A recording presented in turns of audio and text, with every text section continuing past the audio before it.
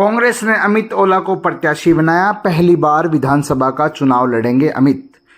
कांग्रेस ने विधानसभा उपचुनाव के लिए 7 सीटों पर अपने प्रत्याशी घोषित कर दिए हैं। झुंझुनू से पूर्व परिवहन मंत्री सांसद विजेंद्र ओला के बेटे अमित ओला को उम्मीदवार बनाया गया है। अमित ओला पहली बार विधानसभा का चुनाव लड़ेंगे। कांग्रेस ने लगातार 11वीं बार झुंझुनू विधानसभा सीट से ओला परिवार के सदस्य को प्रत्याशी बनाया है। अमित ओला वर्तमान में चिड़ाव पंचायत समिति के सदस्य भी हैं। झुंझुनू सीट पर ओला परिवार का दबदबा। दादा शीशराम ओला कांग्रेस का बड़ा चेहरा रहे हैं। अमित ओला के दादा शीशराम ओला मनमोहन सिंह सरकार में केंद्रीय मंत्री रहे थे। वे कुल 8 बार विधायक और 5 बार सांसद रहे। पिता विजेंद्र ओला के सांसद बनने पर झुंझुनू सीट खाली हुई है। वे लगातार 4थी बार विधायक बने थे। गहलोत सरकार में मंत्री भी रहे थे। झुंझुनू ओला परिवार की परंपरागत सीट मानी जाती है। अमित ओला की पत्नी आकांक्षा भी दिल्ली के मॉडल टाउन से एमएलए का चुनाव लड़ चुकी है। साथ ही आकांक्षा के पिता करण सिंह 3 बार एमएलए रह चुके हैं।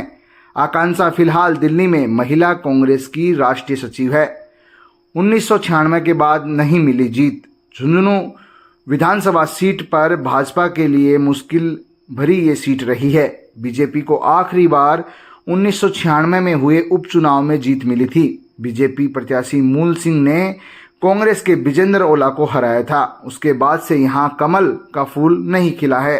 राजेंद्र जी, हमारे साथ जुड़ने के लिए बहुत बहुत धन्यवाद। राजेंद्र जी, कांग्रेस ने भी अपना उम्मीदवार कहीं न कहीं घोषित कर दिया है। अमित ओला को अपना उम्मीदवार बनाया है। जैसे आप भी कह रहे थे कि ओला परिवार के अलावा शायद कांग्रेस अपना उम्मीदवार नहीं बनाएगी, दावा नहीं खेलेगी। क्या लगता है अब क्या समीकरण रहने वाले हैं? देखिए, मैंने आपको पहले भी कहा था कि ये स्वर्गीय शीशराम जी ओला का गढ़ रहा है, कद्दावर लीडर रहे हैं और उनकी विरासत को लेके विजेंद्र जी ओला भी राजनीति करते आए हैं। तो मेरे को नहीं लगता था कि ओला परिवार के अलावा कांग्रेस के पास टिकट जाएगी और कांग्रेस के पास कोई विकल्प भी नहीं था। आज मान लीजिए चौकीदार जी दावेदारी कर रहे थे तो उन्होंने कंपैरिजन किया होगा, तो कंपैरिजन करके देखा होगा कि ओला परिवार के सिवा यहाँ कोई टिक नहीं पाएगा कांग्रेस से।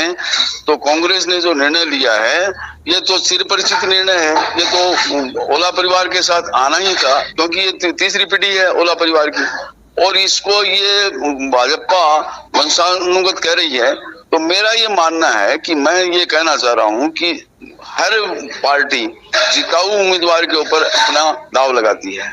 इसमें वंशानुगत क्या आ गई? अब यदि भाजपा लगा रही है तो आप महाराष्ट्र में देखिए कितने जो एमपी एमएलए मिनिस्टर हैं उनके बेटों को, उनके रिश्तेदारों को टिकट दी जा रही है।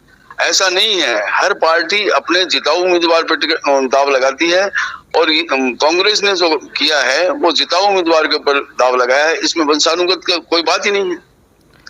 राजेंद्र जी, आपको ये नहीं लगता कि भी ये चर्चाएं चल रही थी, अटकलें चल रही थी कि भी ये अमित ओला के लिए लॉन्चिंग पैड है राजनीति की, तो हो सकता है कि उपचुनाव में किसी और को ओला परिवार किसी और पर भी भरोसा जताए, लेकिन ऐसा हुआ नहीं है और अमित ओला को ही बनाया गया है। तो जो मुस्लिम समाज है जो टिकट की मांग कर रहा था, कहा था कि अगर उन्हें टिकट नहीं दी जाती है तो कांग्रेस में वो वोट नहीं डालेंगे। क्या ऐसी परिस्थितियां आपको ग्राउंड पे दिखाई देती है कि मुस्लिम समाज कांग्रेस से नाराज़ होगा और टक्कर कहीं न कहीं किसके बीच आपको लग रही है? देखिए, पहली बात तो ये है कि मुस्लिम समाज कांग्रेस का कोर बैंक रहा है और सदैव मुस्लिम समाज ने कांग्रेस का साथ दिया है और मुस्लिम समाज कभी भी भाजपा के साथ नहीं जाएगा। रही बात ये कि यदि मान लो कहीं न कहीं ये बगावत की सुगबुगाहट हो या ये हो कि हम नाराजगी की सुगबुगाहट हो, तो तीसरे विकल्प के रूप में मैं मानता हूं कि गुडा आज तीसरा विकल्प बन के आएंगे, क्योंकि बीजेपी को वोट तो देना नहीं है। तो कुछ वोट यदि नाराजगी है तो वो गुडा की तरफ ट्रांसफर हो जाएंगे। इससे ओला परिवार को नुकसान होगा। राजेंद्र जी, जो उपचुनाव रहा है उसमें इतने नाटकीय मोड़ आए हैं। लोग जात के हिसाब से अपनी महत्वाकांक्षा पूरी की है, करने की कोशिश की है। आप क्या समझते हैं कि भी इस प्रकार से जो अपनी छवि को धूलमिल किया गया है या फिर अपनी महत्वाकांक्षा उन्होंने पूरी कर ली है? आपने देखा होगा कि बबलू चौधरी ने चुनाव लड़ने की घोषणा की। उन्होंने ये कहा कि जनता मेरे को कह रहे कि आप चुनाव लड़िए। ठीक है, इधर कमल चंद सैनी ने, आपको पता है कि 1 महीने पहले मीटिंग की थी और कल परसों नरसों फिर मीटिंग की उन्होंने, और उन्होंने दावा किया कि सैनी समाज को कोई तवज्जो नहीं दी जा रही है बीजेपी में।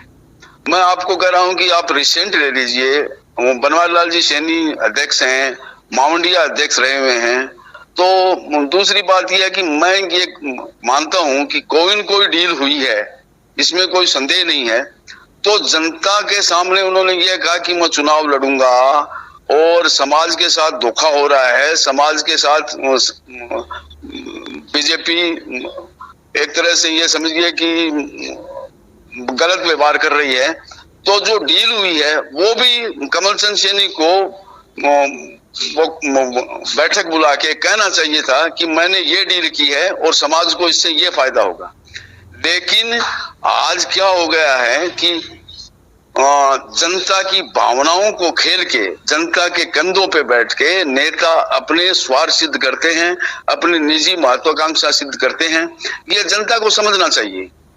और झुंझुनू की जनता बड़ी परिपक्व है, ये सब खेल जानती है कि आज उनके साथ क्या हुआ है। आज ठगे गए हैं। मैं ये कह रहा हूं कि बबलू चौधरी के समर्थक भी ठगे गए हैं और कमल चंद सैनी के समर्थक भी ठगे गए हैं। जो डील हुई है, जो बंद कमरे में डील हुई है, उसका खुलासा क्यों नहीं करते? बिल्कुल राजेंद्र जी, आपका बहुत बहुत धन्यवाद। इस पर हम विस्तार से चर्चा करेंगे उपचुनाव को लेकर। फिलहाल आज नामांकन का भी दिन है, लगभग नामांकन आज दाखिल किए जाएंगे। नामांकन के बाद ही स्थिति क्लियर हो पाएगी कि कितने उम्मीदवार चुनाव मैदान में रुकते हैं और कितने नहीं। उस पर आप क्या कहेंगे? क्योंकि आज बड़ा दिन होने वाला है, राजनीति में साफ तस्वीर हो जाएगी आज कि किस पार्टी से कौन आ रहा है। जी धन्यवाद। हमारे साथ कांग्रेस के वरिष्ठ नेता हैं एमडी चौबदार, वो जुड़ गए हैं। सर, आपका स्वागत है झुंझुनू टाइम्स में। सर, कांग्रेस की टिकट एक बार फिर ओला परिवार को दे दी गई है। जिस प्रकार से मुस्लिम समाज मांग कर रहा था, कहीं न कहीं उनकी मांग को दरकिनार कर दिया है पार्टी ने। अब समाज क्या करेगा और आपका स्टैंड क्या रहेगा इस फैसले के बाद? आला कमान ने टिकट देने का फैसला किया है।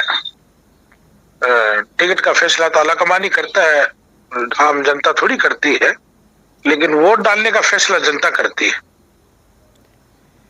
तो मुस्लिम समाज में बड़ी उदासी है, आक्रोश है और गमगीन है वो सब। ग्राउंड पे भी ये देखा जा रहा है कि जो मुस्लिम समाज है, जैसे पिछली बार निर्दलीय प्रत्याशी है राजेंद्र भामू, उनके साथ थे और कहीं न कहीं ऐन वक्त पर कांग्रेस के साथ हो गए थे। लेकिन इस बार ऐसा नज़र नहीं आ रहा है। वो कह रहे हैं कि अगर इस बार भी हमने किसी के साथ धोखा किया तो हमारे वोटों को कभी कोई भी प्रत्याशी मानेगा नहीं। तो इस प्रकार का जो आक्रोश है वो क्या कांग्रेस को दिखा नहीं? अब ये तो मेरे लेवल की बात नहीं है, तो आला कमान विचार करे, प्रदेश नेतृत्व विचार करे। हमने तो हमारी बात वहां तक पहुंचा दी थी कि उन्होंने गौर नहीं किया। तो अब ये तो जनता है, जनता जनार्दन इसीलिए कहते हैं, जनता जवाब देगी। आप पार्टी के साथ हैं? हाँ, मैं पार्टी का सिपाही हूँ, मेरे घर पे बैठा हूँ फिलहाल।